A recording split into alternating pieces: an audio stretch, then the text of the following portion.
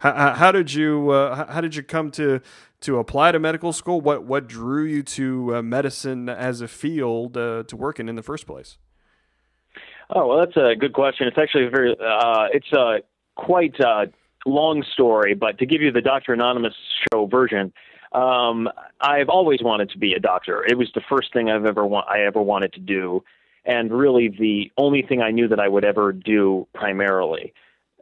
So it's really the only thing I've ever really set focus on. So I was really lucky in knowing that from a very young age. One of my first memories actually was wanting to do that.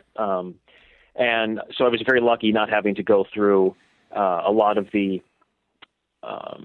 process that many people go through and struggle through to see that they really are being called to medicine.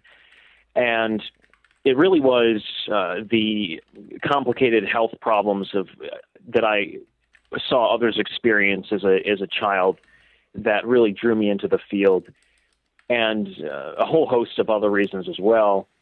But I knew it was always what I wanted to do, and people thought that was a little unique because I also have quite a background in musical theater and music and piano and dramatic theater, and that actually was my primary activity as a child all the way through college. That was primarily what I did, was theater and music and piano and things of that sort.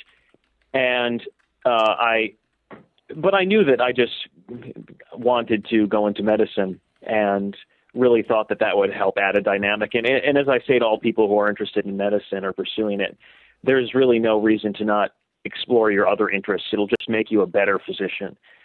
Because patients, as you know, Dr. Anonymous, they like their doctors to be people, and that really helps you to gain perspective. I graduated with a master's in counseling, and to tell you the truth, I've never actually worked as a counselor because it was always the idea that I would go directly to medical school. So I literally went from counseling grad school graduation to medical school orientation within the same month. So I never actually practiced for money, at least. I, of course, practiced in all the internships that we're required to do. But so then in medical school, I kind of learned that I really was attracted to family medicine. I really loved the relationship with patients that family doctors get, and I also loved the fact that family doctors do a lot of counseling with their patients, anything from psychological counseling to weight loss counseling to health management counseling. They do all those things. And so I really learned probably early in my first year of medical school that was what I wanted to go into for sure.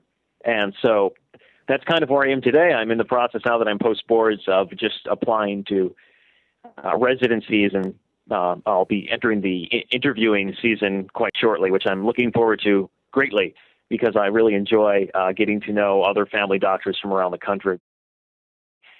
Sometimes I feel when I'm sitting there in my white coat, I feel just like I did in graduate school, sitting in a comfy chair, just giving therapy to people, because that's what it becomes. And many times people go into a primary care doctor's office, or really any doctor's office, and they might have a complaint, and that complaint might be I call it their calling card or their excuse to just talk to somebody about something. Because oftentimes, and you've probably witnessed this endlessly, I know I have in my limited exposure, oftentimes we get people who come in for a physical or whatnot, and they literally just break down in tears in the office over something entirely unrelated. But often there are many times where the family doctor is not quite sure how to handle that, or I see this happen a lot. They try to refer them to a counselor, and that never really works out, whether it's insurance issues or scheduling issues, when they don't realize that they could, in that 15-minute appointment, do some, I call it, it's called reflective listening, or some things like that really, although you're only doing it for 10 or 15 minutes, will give that patient some relief. Oftentimes, I think doctors can be a little afraid of that happening, but it's really what healthcare is all about, because there's no dichotomy between the mind and the body. And we especially emphasize that in osteopathic medicine. But that dichotomy just doesn't exist. So if you're healthy, you have to be healthy in mind and body. And so it really has been instrumental and pivotal and just vital to my medical school training and also the family doctor I envision myself to become. Because sometimes I feel that I'm a counselor first and a future doctor second. Almost that and some days I think there's little difference between what a doctor and a counselor do. Maybe there is formally, but really you're doing the same thing, just in a different context. And in every field of medicine, you're counseling people, whether it's they got a bad diagnosis or they experienced a loss in the family, or there's fields of medicine that I think are mostly counseling. Palliative care medicine is one of those fields that I'm very interested in. Many of it happens in geriatrics, and intensive care is another field. So it's really been a vital skill for me and something I'm just so happy that I pursued. Yeah, this is fascinating discussion. I like to explore this a little bit more and kind of get your take on the approach to you mentioned couples counseling, and I would imagine that's a very different approach, than a one-on-one type of interaction. How do you approach that type of situation when you're because when I've been in that situation, and it's usually kind of in a trap type situation in the room with the door closed, and they just talk about an issue. But it's difficult for me to try to balance things and not look like I'm taking one side or the other, and trying to hear both of the sides without being really judgmental. Do you have any kind of advice on how to approach that type of situation? Oh, absolutely. That's a good point. What also is interesting, I remember this is how I got into couples counseling, actually. One day I was with a client who I had been seeing for months, and she always talked about her boyfriend. And then one day she just simply showed up with her boyfriend without even telling me. And so I'm in the room with her boyfriend and her, and I have this established relationship with her and none with the boyfriend.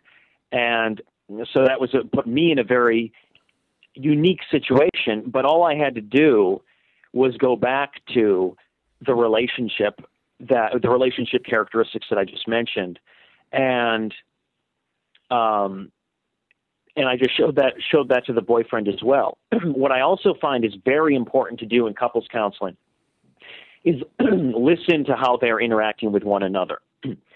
Initially, it's going to be awkward for both of them, regardless if one of them has a relationship with you. Initially, it's going to be awkward for both of them. But then after a few moments of you providing that silence or providing that reflective listening, eventually they're going to almost forget that you're there, and you're going to witness their true interaction. And at that point, it's very important for you to reflect how they interact with each other back to them. Because oftentimes, and this is a very, very deep point, but oftentimes this couple, they've been alone. They talk to each other alone for many years. Sometimes they have no idea how they're really acting towards one another, because they've perceived it as a totally different activity. And so it can be very enlightening for you to say, it sounds like you two aren't having a lot of respect for each other's emotions. I guess my final question on this topic, I'll move on, is as far as you've almost completed medical school and you've been through this process already.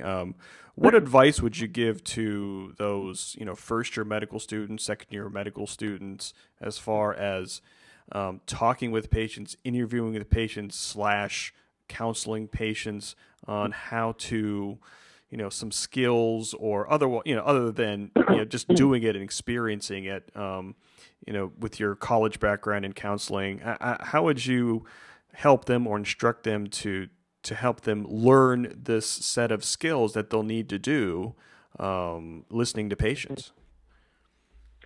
Well, I would say primarily they have to remember that patients are people, and they also have to remember that they themselves are just a person. And that's what they have to remember first and foremost. And that's difficult in medicine because medicine is not built around that. Medicine is built with the physician on a pedestal. At least it used to be. It's changing now, but they're wearing a white coat. They have all this these other preconceived notions around them, and it's very hard. I see, especially for classmates and even me when I put on the white coat. Sometimes it's hard to remember that we're just dealing with people here. And it's also hard for the patient to think of you as a person as well. And that's why I say the first and foremost thing is remember these patients are people. And there's a lot of quick advice you can give people. If the patient tells a joke, it's okay to laugh. If it's okay to, I call it productive small talk, which is small talk that is not about the weather, but small talk that means something to the patient. Asking them about their pets, asking them about their grandkids, and showing interest in and remembering those things. Also being empathetic towards them is something that I learned very quickly in medical school when I was starting doing my rotations and was in the hospital was of course, as you know, when you're dealing with hospital patients, as you will mostly do in medical school, you're mostly probably going to deal with hospital patients. It's a lot different than dealing with outpatients. And hospital patients are sick. Most times they're not in a good mood. I wouldn't be either. They get woken up all the time. They get poked with needles at all hours. And it's very important for you because when you're rounding, especially the first thing you're going to do as a third-year medical student is you're going to go pre-round on patients. And you're probably going to be waking them up at 5 a.m. in the morning.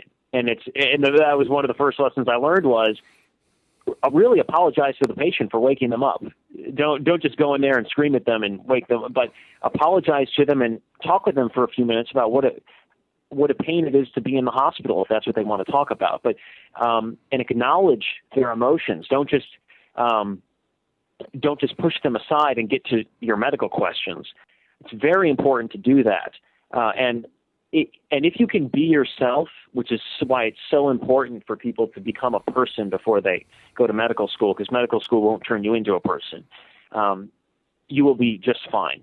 And this is also interesting that you mention this because all doctors now in the United States, both MDs and DOs, have as part of their Step 2 exam, they have to see standardized patients. And